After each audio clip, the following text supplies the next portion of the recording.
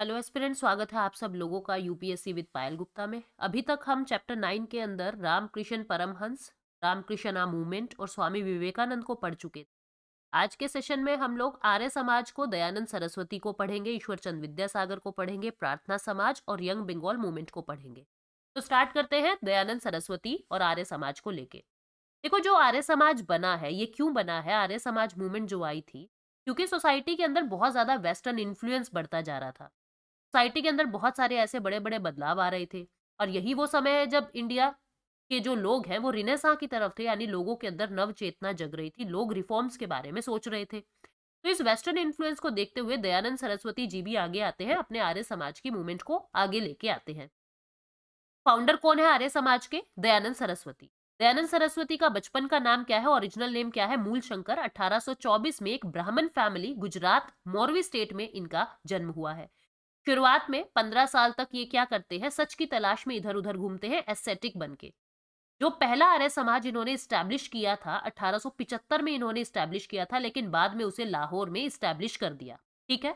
इन्होंने जो अपनी सारी पढ़ाई की थी वो मथुरा से की थी। मथुरा के अंदर इनके जो गुरु थे, जो इनके टीचर थे, वो ब्लाइंड थे और उन्होंने इनको वेदा की नॉलेज दी थी, वेद पढ़ाए थे इन्होंने उनको। तो मतलब इनके गुरु ने मूल शंकर जी को, दयानंद सरस्वती जी को वेदों का ज्ञान दिया था। उनका नाम क्या था? वृजानंद। क्या नाम था? वृजानंद। मथुरा के रहने वाले थे और मथुरा के अंदर ही इन्होंने अपनी पढ़ाई कंप्लीट की थी। यहाँ से पढ़ाई करने के बाद, सच का ज्ञान पाने के बाद इन्होंने अपनी बुक लिखी थी। इनकी बुक का नाम क्या था? सत्यार्थ प्रकाश। जिसके अंदर इन्होंने ट्रू नॉलेज ऑफ ट्रुथ की बातें की थी, सत्यार्थ प्रकाश। और ये यही कहते हैं कि असली आर्य समाजिस्ट कौन है, जो सच के साथ खड़ा रहे। तो ये भी गांधी जी की तरह ट्रुथ के ऊपर ज्यादा बिलीव करते हैं। तो इन्होंने अपना आर्य समाज सबसे पहले 1875 में बॉम्बे में बनाया और बाद में लाहौर के अंदर इसको इस्टेब्लिश कर दिया था। तो इनकी बुक का नाम क्या है? अभी अभी मैंने आपको बताया, सत्यार्थ प्रकाश। क्या चाहते थे? कैसी सोसाइटी? क्लासलेस और कास्टलेस सोसाइटी ये चाहते थे। ठीक है? वेदोस के अंदर, वेदा के अंदर बिलीव करते थे। अब वेदा के अंदर तो विवेकानंद भी बिलीव करते थे। वेदा के अंदर ही दयानंद सरस्वती भी बिलीव करते हैं। ठीक है? दोनों ही वेदा के ऊपर बात करते हैं, लेकिन दोनों का इंटरप्रिटेशन बिल्कुल अलग है। विवेकानंद का क्या कहना था? क्योंकि ये ऑल ओवर वर्ल्ड के अंदर घूमे थे, इनके आइडियाज में इंटरनेशनलिस्ट व्यू मिलता था। जबकि स्वामी दयानंद के आइडियाज के अंदर इंटरनेशनलिस्ट व्यू आपको नहीं देखने को मिलेगा। ये क्या करते हैं? ये बैक टू वेदास की बात करते हैं। यानी ये उसके अंदर कुछ नया मॉडर्न आइडिया इंक्लूड नहीं करना चाहते। ये वापस से लोगों को वैदिक दुनिया में लेके जाना चाहते हैं, जहां पे ट्रू हिंदुइज्म की बातें थी, जहां पे प्योर संस्कृत नॉलेज लोगों को मिलती थी।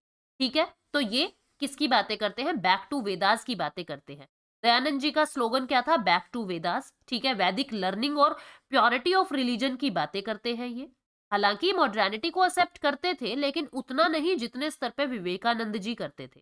ठीक है? इन्होंने अपनी जो एजुकेशन पूरी की वो एक ब्लाइंड टीचर से की, स्वामी विरजानंद जी, मथुरा के अंदर इनका नाम था स्वामी विरजानंद। ठीक है? इन्होंने ऑर्थोडॉक्सी हिंदू को क्रिटिसाइज किया। ठीक है? मोक्ष की बातें ये भी करते हैं। अब मोक्ष क्या है? परमात्मा से मिलना। ठीक है? मोक्ष आप ज्ञान के जरिए भी आपको मिल सकता है। मोक्ष आपको ट्रुथ के जरिए भी मिल सकता है। मोक्ष आपको वेदास के जरिए भी मिल सकता है। तो विवेकानंद या स्वामी दयानंद, ये सब लोग वेदास के जरिए मोक्ष की बातें करते हैं। हालांकि इनका ये कहना था कि आत्मा, परमात्मा और प्रकृति यानी मैटर, मटेरियलिस्टिक थिंग, ये तीनों सारी अलग अलग चीजें हैं। ठीक है? इंसान को कुछ भी काम अगर करना चाहिए, वो दूसरों की भलाई के लिए करना चाहिए। अगर आप कुछ भी अच्छा एक्शन कर रहे हो और उससे सिर्फ आपका भला हो रहा है, तो आपने कोई बड़ा काम नहीं किया। इनका क्या कहना था? आप जो भी अच्छा काम करो, वो दूसरों के लिए करो। ठीक है? For the good of others, not for self. खुद के लिए तो सब अच्छा करते हैं, जो दूसरे के लिए अच्छा करे वो ही इंसान एक प्योर सोल है। ठीक है? इन्होंने ये कभी भी नियति या डेस्टिनी की बातों में बिलीव नहीं करते थे कि भाग्य में लिखा होगा तो ये हो जाएगा, भाग्य में होगा तो सोसाइटी आपको बैक देगी। ये भाग्य की बातें नहीं करते थे। ये कर्मा के अंदर बिलीव करते थे, थ्योरी ऑफ कर्मा, और ये पुनर्जन्म में भी बिलीव करते थे। ठीक है? लेकिन ये कर्मों के अंदर बिलीव करते थे, आप जैसे एक्शन करोगे वैसा सोसाइटी आपको बैक करेगी। ठीक है? इन्होंने हिंदू ऑर्थोडॉक्सी को अटैक किया, यानी हिंदू जो रूढ़िवादी चीजें थी उनके अगेंस्ट खड़े हुए। अनटचेबिलिटी को इन्होंने खारिज किया। ठीक है? रिजिडिटी यानी कि बिल्कुल एक ही चीज पे अड़े रहना, उन चीजों को इन्होंने मतलब उनकी अवहेलना की, उन लोगों को बुराई की, उनको कंडेम किया। आइडोलेट्री मूर्ति पूजा का विखंडन किया, पॉलीथिज्म का विखंडन किया, मैजिक्स के बिलीफ में, जो जादू टोने टोटके इनमें बिलीव करते थे, क्योंकि उस समय पढ़ाई बहुत ज्यादा नहीं थी, एजुकेशन बहुत ज्यादा नहीं थी, तो ये एजुकेशन को प्रमोट करते हैं और ये जादू टोनों के बातों को खारिज करते हैं। जो पशुओं की बलि की बातें होती थी, उसको भी इन्होंने अटैक किया, ठीक है? सी वॉयाजेस को लेके जो टैबू जुड़े हुए थे कि कोई अगर समुद्र पार करेगा तो ये अपशगुन होगा, तो इस तरीके की बातों में ये बिलीव नहीं करते थे और इनका खंडन करते थे, ठीक है? चतुर्वर्णा सिस्टम में बिलीव करते थे। वेदा के अंदर जो 4 वर्णों की बातें हैं, ब्राह्मण, क्षत्रिय, वैश्य, शूद्र, उनकी बातें करते थे, लेकिन वेदों के अंदर जन्म के आधार पे है। ये क्या कहते थे कि कर्म के आधार पे, ऑक्यूपेशन क्या है इंसान का, उस हिसाब से उसके वर्ण जो है वो बंटने चाहिए, ठीक है? इन्होंने चाइल्ड मैरिज के बारे में भी बातें की है। जैसे क्या कहा कि शादी की उम्र फिक्स कर देनी चाहिए, बॉयज के लिए 25 साल और लड़कियों के लिए 16 साल की उम्र जो है वो फिक्स कर देनी चाहिए।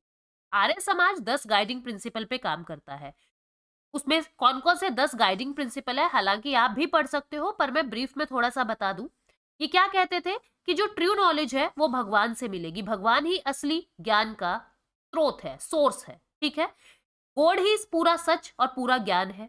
ये क्या कहते थे कि ये जो असली ज्ञान है ये आपको कहाँ मिलेगा, ये आपको वेदा से मिलेगा। And Arya should always be, असली आर्य वही होगा जो सच को एक्सेप्ट करेगा, चाहे वो कैसा भी हो, लेकिन सच को एक्सेप्ट करेगा और असत्य को बिसार देगा, ठीक है? यानी बिसरा देगा, असत्य को अबंडन कर देगा, छोड़ देगा। धर्म ही आपको बताता है कि राइट क्या है, रोंग क्या है, सही चीज ही खुद ही धर्म है, ठीक है? प्रिंसिपल एम क्या था समाज का? पूरे वर्ल्ड का वेलबींग करना, सिर्फ अपना नहीं, पूरे वर्ल्ड का, दूसरों के बारे में सोचना, ये इनका एम था, ये इनका उद्देश्य था। लोगों के लिए लव और जस्टिस लेके आना, न्याय और प्यार से चीजों को हैंडल करना, इग्नोरेंस को खत्म कर दो और असली ज्ञान की तरफ बढ़ जाओ। खुद की प्रोग्रेस पे मत करो, आपकी प्रोग्रेस वही है जब आप दूसरों को अपलिफ्ट कर रहे हो। Social wellbeing of mankind is to be placed, क्या कह रहा है ये कि सोसाइटी के वेलबींग को हमेशा खुद के वेलबींग से ऊपर रखो। तो ये 10 बातें थी जो आर्य समाज की 10 गाइडिंग प्रिंसिपल के रूप में उभर के आई। इनके साथ ही और भी बहुत सारे रिफॉर्मर इसी समय में जुड़े हुए हैं, जैसे केशव चंद्र सेन, ईश्वर चंद विद्यासागर, महादेव रानडे, गोपाल हरि देशमुख। ये सब कौन है? ये भी इसी समय के रिफॉर्मर हैं जिस समय के आर्य समाज है, ठीक है? ये इक्वालिटी ऑफ सेक्सेस की बातें करते थे, एब्सोल्यूट जस्टिस की बातें करते थे, भगवान के अंदर बिलीव करते थे। Arya Samaj came to be known for the social service, social service के नाम से भी ये जाने जाते थे। जब कहीं भी भूकंप, फेमाइन या कहीं फ्लड आ रहा है तो वहां पे लोगों की कैलेमिटीज के दौरान बहुत मदद करते थे। 1883 में इनकी डेथ हो जाती है, ठीक है? 1883 में जब दयानंद सरस्वती जी की डेथ हो जाती है, मूल शंकर जी की डेथ हो जाती है, तो जो पूरा आर्य समाज है वो दो रूप में बट जाता है। एक तरफ कौन सा है? एक तरफ है आपकी कॉलेज पार्टी, एक तरफ है आपकी कॉलेज पार्टी, और इसी को ही कल्चर पार्टी भी कुछ लोग कहते हैं, कल्चर पार्टी। और दूसरी पार्टी इसमें से कौन सी उभर के आई? एक तरफ थी महात्मा पार्टी, ठीक है? महात्मा पार्टी, दोनों की सोच बिल्कुल अलग थी। ये वैदिक युग की बातें करते हैं, ये संस्कृत नॉलेज की बातें करते हैं, ये वेदास की बातें करते हैं, मॉडर्निटी से दूर रहते हैं, ठीक है? लेकिन जो कॉलेज पार्टी थी जिसके अंदर लाला लाजपत राय, लाला हंसराज, ये लोग थे, ये लोग डीएवी स्कूल की बातें करते हैं, डीएवी कॉलेज की बातें करते हैं, और आगे जाके इन्होंने पूरे इंडिया के अंदर बहुत सारे डीएवी स्कूल और डीएवी कॉलेजेस बनवाए, जिसमें को एजुकेशन की बातें होती हैं, जिसके अंदर मॉडर्निटी की बातें होती है, जिसके अंदर वेस्टर्न एजुकेशन को प्रमोट करने की बातें होती है, जिसके अंदर इंग्लिश सिखाई जाती है, यहाँ पे संस्कृत, वेदास, ये सब चीजें सिखाई जाती है। इन लोगों ने आगे जाके गुरुकुल इस्टेब्लिश किए, इन लोगों ने आगे जाके डीएवी कॉलेजेस इस्टेब्लिश की, ठीक है? समझ रहे हो ना दोनों पाथ कैसे आर्य समाज से अलग अलग निकलते हैं? तो यही सब बातें आपको यहाँ देखने को मिलेंगी, जो बातें मैंने अभी आपको बताई। देखो क्या होता है, डीएवी कॉलेज, दयानंद एंग्लो वैदिक कॉलेज जो है वो 1886 लाहौर में बन जाता है। जो कॉलेज पार्टी थी, ठीक है, इसके अंदर कौन कौन थे? लाला हंसराज, लाला लालचंद और लाला लाजपत राय, इनको कल्चर पार्टी के नाम से भी जाना जाता है। और दूसरी पार्टी थी महात्मा पार्टी, ये गुरुकुल पार्टी के नाम से भी फेमस होते हैं। इसके अंदर थे गुरु दत्ता विद्यार्थी लाला मुंशीराम, लाला मुंशीराम बाद में स्वामी श्रद्धानंद के नाम से फेमस होते हैं, Swami Shraddhanand. College party English education को प्रमोट करती है, इकोनॉमिक और प्रोफेशनल नीड्स को मीट करने की बातें करती है, जबकि महात्मा पार्टी वैदिक फिलॉसफी की बातें करती है, संस्कृत की बातें करती है, एंशियंट गुरुकुल्स को इस्टेब्लिश करने की बातें करते हैं, ट्रेडिशनल नॉलेज देने की बातें करते हैं। ठीक है। जो कॉलेज पार्टी वो नॉन वेजिटेरियन यानी कि शाकाहारी के साथ साथ मांसाहारी खाने में भी कुछ बुराई नहीं समझते। ये क्या कहते हैं कि खाना तो इंसान की पर्सनल चॉइस होता है, वो जो खाना चाहे उसे खाए, लेकिन जो महात्मा पार्टी है वो प्योर वेजिटेरियन शाकाहारी खाने की ही बातें करते हैं। आर्य समाज 1893 में बहुत सारे इश्यूज के तौर पे स्प्लिट हो जाता है, दो अलग अलग पार्ट्स में बढ़ जाता है। कॉलेज पार्टी डीएवी कॉलेज और डीएवी स्कूल्स को एस्टैब्लिश करते हैं, जबकि जो दूसरी पार्टी है वो प्रतिनिधि सभा, पंजाब और majority of local Arya Samaj branches को टेक ओवर कर लेती है। कौन? महात्मा पार्टी। ठीक है। स्वामी श्रद्धानंद गुरुकुल्स ओपन करते हैं 1900 में। इन्होंने गुरुकुल ओपन किए कहाँ पे? गुजरनवाला यानी वेस्ट पंजाब, पाकिस्तान के अंदर जो अभी एरिया पड़ता है वहां पे बहुत सारे गुरुकुल इस्टेब्लिश किए। बाद में 1902 में इन गुरुकुल को कांगरी हरिद्वार के पास लेके आया गया और गुरुकुल कांगरी के नाम से इनको फेमस किया गया। गुरुकुल क्या कहता है कि लॉर्ड मैकॉले की एजुकेशन पॉलिसी के ऊपर काम करूंगा, जैसे कि वैदिक literature, Indian philosophy, Indian culture, modern science और रिसर्च, ये नॉलेज लोगों को देने की बातें की। Gurukul believed in radical social reform. Gurukuls radical social reforms में बिलीव करते हैं। ठीक है। इट फाउंडेड द कन्या महाविद्यालय एट जलंधर 1896 में। जो महात्मा पार्टी थी, ठीक है, श्रद्धानंद वाली, उन्होंने कन्या महात्मा विद्यालय जलंधर के अंदर भी स्टैब्लिश किया और विडोज की एजुकेशन को भी स्पॉन्सर किया। ठीक है। आर्य समाज सेल्फ रिस्पेक्ट, आत्मविश्वास की बातें करता है, सेल्फ कॉन्फिडेंस की बातें करता है। समझ रहे हैं बातें आप लोग? उम्मीद करती हूँ आप लोगों को समझ आ रहा है। ठीक है। In its zeal to protect the Hindu society from the onslaught of Christianity and Islam, the Samaj started the shuddhi movement. इन्होंने शुद्धि मूवमेंट को स्टार्ट किया। जैसे आप देखोगे रामकृष्ण मूवमेंट ने भी शुद्धि मूवमेंट को स्टार्ट किया। ये क्या करते हैं? जो मुस्लिम या जो हिंदू क्रिश्चियन के अंदर कन्वर्ट हो गए थे मजबूरी की वजह से, उनको वापस से हिंदू के अंदर कन्वर्ट कर रहे थे, यानी प्योरिफिकेशन, शुद्धिकरण कर रहे थे।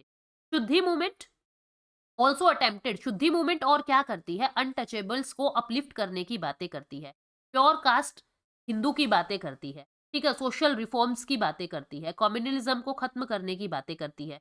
तो ये सब चीजें जो है वो हम लोगों ने आर्य समाज के बारे में देखी। अब हम ईश्वर चंद विद्यासागर की तरफ बढ़ते हैं। देखो, जो ईश्वर चंद विद्यासागर है वो बेथ्यून स्कूल से रिलेटेड है। किनसे? बेथ्यून स्कूल से रिलेटेड है। ये बेथ्यून स्कूल क्या है? मैथ्यून स्कूल क्रिश्चियन मिशनरीज ने इस्टेब्लिश किए। क्रिश्चियन मिशनरीज ने इस्टेब्लिश किए थे मैथ्यून स्कूल। ठीक है। 1850s में, बाय 1850s 1850 के आसपास ये संस्कृत कॉलेज के, हिंदू संस्कृत कॉलेज के प्रिंसिपल बन जाते हैं। ठीक है। और इंडियन और वेस्टर्न थॉट्स दोनों को प्रमोट करते हैं। इन्होंने खुद ने 1850s और 1860s में 35 गर्ल्स स्कूल्स बनाए थे। ठीक है। यहाँ पे आपको मिल भी जाएगा। इन्होंने 35 गर्ल्स स्कूल बनाए थे। आप देखो, ये खुद प्रिंसिपल बने संस्कृत कॉलेज के। और इन्होंने नॉन ब्राह्मण्स के लिए भी संस्कृत कॉलेज खोल दिए। पहले क्या होता था? केवल ब्राह्मण लोग ही संस्कृत पढ़ेंगे, लेकिन इन्होंने नॉन ब्राह्मण्स के लिए भी संस्कृत कॉलेज खोल दिए थे। ठीक है। और बहुत सारे स्कूल तो ये खुद के खर्चे पे चलाते थे। बेथ्यून स्कूल के सेक्रेटरी बने ये 1849 के अंदर। 1849 में बेथ्यून स्कूल के सेक्रेटरी बने, यहाँ पे आप देख सकते हो। और विमेन्स के अंदर हायर एजुकेशन को प्रमोट करने के लिए इन्होंने बहुत सारे एफर्ट्स किए। इन्होंने विडो रीमैरिज के मूवमेंट को भी ज्वाइन कर लिया था। और बंगाल के अंदर सबसे पहली विडो रीमैरिज इन्होंने करवाई। सबसे पहली विडो रीमैरिज इन्होंने करवाई, जिसको देखने के लिए दूर दूर से लोग आए थे। ठीक है। और इनकी जो राइटिंग्स थी ना, उसके अंदर एक प्रोज स्टाइल झलकता था, आपको कुछ राइम्स झलकती थी। ठीक है। किताब क्या कहती है ये देख लेते हैं। हाई मॉरल वैल्यूज में बिलीव करते थे, डीप ह्यूमैनिस्ट थे, मानवतावाद को आगे बढ़ाते थे। प्रिस्ट की यानी कि जो ब्राह्मण लोग थे उनकी मोनोपोली को खत्म करने की बातें करते थे। ठीक है। संस्कृत लर्निंग को इन्होंने नॉन ब्राह्मण्स के अंदर भी इवॉल्व कर दिया कि कोई भी जाति हो, कोई भी लोग हो, वो संस्कृत पढ़ सकते हैं। ठीक है। और संस्कृत को पढ़ाने के लिए नई नई मेथोडोलॉजी को इवॉल्व किया। इन्होंने खुद ने न्यू बंगाली प्राइमर और कुछ नए प्रोज स्टाइल के अंदर लिखना शुरू किया। ठीक है। He did much for the cause of women education के लिए बहुत कुछ किया। खुद के ही खर्चे पे 35 गर्ल्स स्कूल्स इन्होंने स्टैब्लिश किए और खुद सेक्रेटरी बनते हैं बेथ्यून स्कूल के 1849 में। मैथ्यून स्कूल कैलकाटा के अंदर फाउंड होता है विमेन्स की एजुकेशन को प्रमोट करने के लिए। 1840 से 1850 के टाइम पीरियड में बहुत सारे डिफिकल्टी इनको फेस करनी पड़ी स्टार्टिंग में। ठीक है, स्टूडेंट्स ने इनको शाउट भी किया, मतलब चीखे चिल्लाए, इन्होंने कुछ अब्यूजिव वर्ड्स को भी झेला, लेकिन सोशल बायकॉट भी इन्होंने झेला। इवन इनके पेरेंट्स भी इनकी वजह से सोशल बायकॉटेड कर दिए गए थे। लेकिन वही बात है कि सोसाइटी में कुछ बदलाव चाहते हो तो कुछ तो आपको झेलना पड़ेगा। मैनी बिलीव दैट, क्योंकि बहुत सारे सोसाइटी के लोग ये समझते थे कि जो लड़कियां पढ़ लेंगी, वेस्टर्न एजुकेशन प्राप्त कर लेंगी, वो अपने हस्बैंड्स को स्लेव्स बना के रखेंगी, यानी हस्बैंड्स की कदर नहीं करेंगी और उनको दास बना के रखेंगी। तो इस सब सोच से लोगों को बाहर निकालने में, विमेन्स एजुकेशन को प्रमोट करने में, संस्कृत एजुकेशन को प्रमोट करने में इनका बहुत बड़ा हाथ था। ठीक है, अब हम यंग बंगाल मूवमेंट और हेनरी विवियन डेरोजियो की बात करते हैं। देखो, ये हेनरी विवियन डेरोजियो कौन थे? ये एंग्लो इंडियन। ये कौन थे? ये एक एंग्लो इंडियन है। एंग्लो इंडियन कौन होते हैं? जिनकी मम्मी जो है वो इंडिया की है, जिनकी मदर इंडिया की है, लेकिन जिनके फादर जो है वो किसी दूसरे देश के। तो हेनरी विवियन डेरोजियो एक एंग्लो इंडियन थे। और ये कौन थे? ये रेडिकलिस्ट थे। रेडिकलिस्ट यानी बिल्कुल तख्ता पलट चाहते थे कि एक तो ये होता है ना कि बीच का कुछ मिडल पाथ निकाल ले। तो हेनरी विवियन ऐसे नहीं थे, बिल्कुल रेडिकल चेंज चाहते थे, बहुत तेजी से बदलाव चाहते थे। इन्होंने हिंदू कॉलेज में पढ़ाया। कौन सा हिंदू कॉलेज है ये? जो मैंने आपको ब्रह्म समाज सिखाते हुए बताया था, डेविड हेयर। नाम आपको पता होगा, मैंने ब्रह्म समाज वाली, जिसने वीडियो नहीं देखी वो देख लेना, वहां पे डेविड हेयर के बारे में बताया है। डेविड हेयर ने 1817 में हिंदू कॉलेज स्टैब्लिश किया था। इस हिंदू कॉलेज के अंदर पढ़ाते थे हेनरी विवियन डेरोजियो। ठीक है, और ये फ्रेंच रिवॉल्यूशन से बहुत ज्यादा इन्फ्लुएंस थे। फ्रेंच रिवॉल्यूशन से बहुत ज्यादा इन्फ्लुएंस थे, और इनके जितने भी प्यूपिल्स थे, जितने भी शिष्य थे, इनके स्टूडेंट्स थे, उनको फ्री थिंकिंग के लिए प्रमोट करते थे। यानी कि यंग लोगों को खुली सोच के लिए आगे बढ़ाते थे कि फ्री थिंकिंग, रैशनल थिंकिंग आप लोग अपने अंदर इवॉल्व करो। हालांकि इनका जो भी इम्पैक्ट था वो लॉन्ग टर्म नहीं रहा था। इनका इम्पैक्ट लॉन्ग टर्म नहीं रहा था। ठीक है, लेकिन इनका जो इम्पैक्ट था, जो चीजें इन्होंने लोगों के सामने प्रश्न के रूप में प्रश्न चिन्ह लगाए, उस समय उसका कोई इम्पैक्ट नहीं रहा, लेकिन बहुत सारे सोशल रिफॉर्मर्स का बेस बन गया। बहुत सारे सोशल रिफॉर्म का बेस बनी इनकी टीचिंग, इनके आइडिया। कौन कौन से क्वेश्चन समाज के अंदर इन्होंने उठाए थे? फ्रीडम ऑफ प्रेस की बातें की थी। फ्रीडम ऑफ प्रेस की बातें की थी। इन्होंने ट्रायल्स बाय जूरी की बातें की थी। ठीक है, ट्रायल्स बाय जूरी की बातें की थी, और प्रोटेक्शन ऑफ पीजेंट्स की बातें की। प्रोटेक्शन ऑफ पीजेंट्स की बातें की थी। ये क्वेश्चन इन्होंने सोसाइटी के अंदर उठाए। लॉन्ग टर्म इम्पैक्ट नहीं रहा, लेकिन यही सब प्रश्न भविष्य में सोशल रिफॉर्म का आधार बनते हैं। तो अब आपकी बुक क्या कहती है, उन चीजों को और देख लेते हैं। देखो, during the late 1820s and early 1830s, radical intellectual trend Bengal के अंदर यूथ्स में फैलाने वाले हेनरी विवियन डेरोजियो ही थे। ठीक है, और ये जो मूवमेंट उठा, ये यंग बंगाल मूवमेंट के नाम पे आगे बढ़ता है। एक यंग एंग्लो इंडियन जिनका नाम था हेनरी विवियन डेरोजियो, 1809 में जिनका जन्म होता है, हिंदू कॉलेज में पढ़ाते हैं 1826 से 1831 तक, और एक प्रोग्रेसिव ट्रेंड को इंस्पायर करते हैं। Drawing inspiration from the French revolution से इंस्पिरेशन लेके लोगों के अंदर, पीपल्स के अंदर फ्री और रैशनल थिंकिंग के बारे में बातें करते हैं। क्वेश्चन उठाते हैं लव लिबर्टी के लिए, इक्वालिटी और फ्रीडम की बातें करते हैं। ठीक है, कस्टम और ट्रेडिशंस को छोड़ देने की बातें करते हैं, विमेन्स राइट्स और एजुकेशन की बातें करते हैं। ये फर्स्ट नेशनलिस्ट पोएट थे मॉडर्न इंडिया के। ठीक है, ऐसा स्पेक्ट्रम कहती है कि डेरोजियो वाज परहैप्स, शायद फर्स्ट नेशनलिस्ट थे ये मॉडर्न इंडिया के। ठीक है, तो इस तरीके से हम लोगों ने हेनरी विवियन डेरोजियो को पढ़ा। उम्मीद करती हूँ यहां तक आपको बातें समझ आई है। ठीक है, आगे बढ़ते हैं हम। डेरोजियो लॉन्ग टर्म इम्पैक्ट को नहीं लेके चल सके थे, मतलब बहुत लंबे समय तक इनका इम्पैक्ट नहीं रहा था, क्योंकि बहुत ज्यादा रेडिकल थे, इसलिए सोसाइटी कॉलेज ने इनको 1831 में निकाल भी दिया था। बहुत ज्यादा लिमिटेड सक्सेस के क्या कारण थे? एक तो ये जो उस समय सोशल कंडीशन प्रिवेलिंग थी, ठीक है, वो ऐसी इतने ज्यादा लोग जागरूक नहीं हुए थे कि इनके रेडिकल आइडियाज को अडॉप्ट कर लें। ये बहुत ज्यादा रेडिकलिज्म की बातें करते थे। उस समय कौन प्रेस की बातें करता था, लेकिन इन्होंने की। मतलब अपनी सोच से बहुत ज्यादा आगे थे, ये अपने समय से बहुत ज्यादा आगे थे। कोई सपोर्ट नहीं थी किसी भी सोशल ग्रुप या किसी भी सोशल क्लास की इनके साथ। ठीक है, रियल थिंकिंग के अंदर लोगों की मासिस के थिंक से, जो उस समय की रियलिटी थी, उससे नहीं जुड़ सके। ये उस समय से बहुत आगे की बातें करते थे। ठीक है, ये किसानों के कॉज की बातें तो करते हैं, लेकिन उनके दुख दर्द मिटा नहीं सके। ठीक है, रेडिकलिस्ट थे ये, लेकिन फिर भी इनकी लिमिटेशंस के बावजूद राजा राम मोहन रॉय के आइडियाज को आगे लेके गए, ठीक है। और सुरेंद्र नाथ बनर्जी ने तो यहां तक कह दिया डेरोजियंस को कि pioneer of modern civilisation of Bengal, Bengal के मॉडर्न सिविलाइजेशन का पायोनियर यंग हेनरी डेरोजियन ही था, ठीक है। तो ये सब बातें हम लोगों ने यंग बंगाल मूवमेंट के बारे में पढ़ी। उम्मीद करती हूँ ये चीजें समझ आ गई। नेक्स्ट के जितने भी टॉपिक्स हैं हम नेक्स्ट सेशन के अंदर इंक्लूड करेंगे। Thank you so much, take care.